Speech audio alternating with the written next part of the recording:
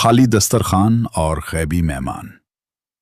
رمضان کی وہ کرامت جس نے سب کو رلا دیا۔ کیا آپ نے کبھی سوچا ہے کہ جب انسان کے پاس سب راستے بند ہو جائیں تو اللہ کیسے غیب سے مدد فرماتا ہے؟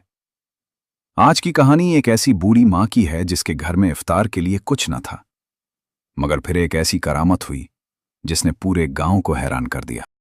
بوڑھی ماں کا دسترخوان اور غیبی مہمان۔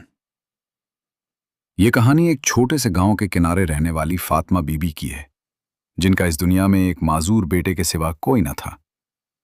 غربت اتنی تھی کہ بعض اوقات سحری میں صرف پانی پی کر روزہ رکھنا پڑتا، مگر ان کا توکل پہاڑ جیسا مضبوط تھا۔ آزمائش کی گھڑی رمضان کا 15واں روزہ تھا۔ شدید گرمی اور پیاس کے باوجود فاطمہ بی بی نے ہمت نہ ہاری، لیکن اس دن گھر میں اناج کا ایک دانہ بھی نہ بچا تھا۔ افطار میں صرف 1 گھنٹہ باقی تھا۔ بیٹا بھوک سے نڈھال تھا اور گھر کا چولہا ٹھنڈا پڑا تھا۔ فاطمہ بی بی نے وضو کیا اور جائے نماز پر بیٹھ گئیں۔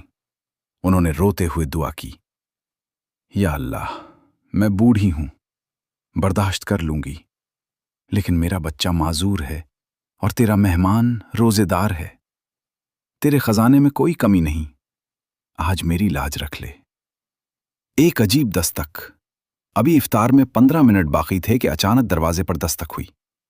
فاطمہ بی بی نے دروازہ کھولا تو باہر ایک اجنبی مسافر کھڑا تھا۔ اس کے کپڑے سفید اور چہرے پر عجیب سا نور تھا۔ مسافر نے نہایت نرمی سے کہا، ماں جی، میں مسافر ہوں اور راستہ بھول گیا ہوں، کیا مجھے یہاں افطار نصیب ہو سکتی ہے؟ میں اپنے ساتھ کچھ سامان بھی لایا ہوں جو اکیلا نہیں کھا سکتا۔ فاطمہ بی بی کی آنکھوں میں آنسو آ گئے۔ انہوں نے اسے اندر بلا لیا۔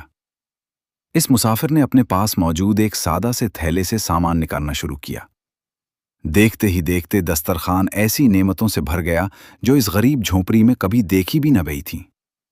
تازہ کھجوریں، خوشبودار سالن اور ایسی روٹیاں جن کی مہک سے سارا گھر مہک اٹھا۔ کرامت کا ظہور جیسے ہی مغرب کی اذان ہوئی، سب نے مل کر افطار کیا۔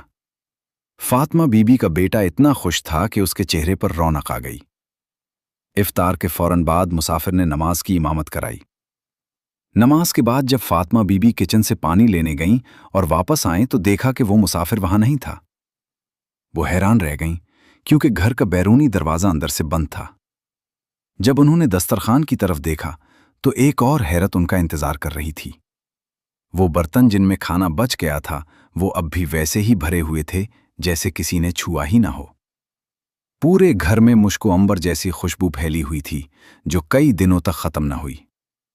ایمان کی جیت۔ فاطمہ بی بی سمجھ گئیں کہ یہ اللہ کی طرف سے بھیجا گیا کوئی فرشتہ یا غیبی مدد تھی جو ان کی پکار پر آئی تھی۔ اس دن کے بعد سے ان کے گھر میں کبھی رزق کی تنگی نہ ہوئی اور وہ بچا ہوا کھانا کئی روز تک ختم نہیں ہوا۔ گویا اس میں اللہ نے برکت ڈال دی تھی۔ سبق: جب بندہ خلوص دل سے اللہ کو پکارتا ہے تو اللہ وہاں سے اس کی مدد فرماتا ہے جہاں سے اس کا گمان بھی نہیں ہوتا۔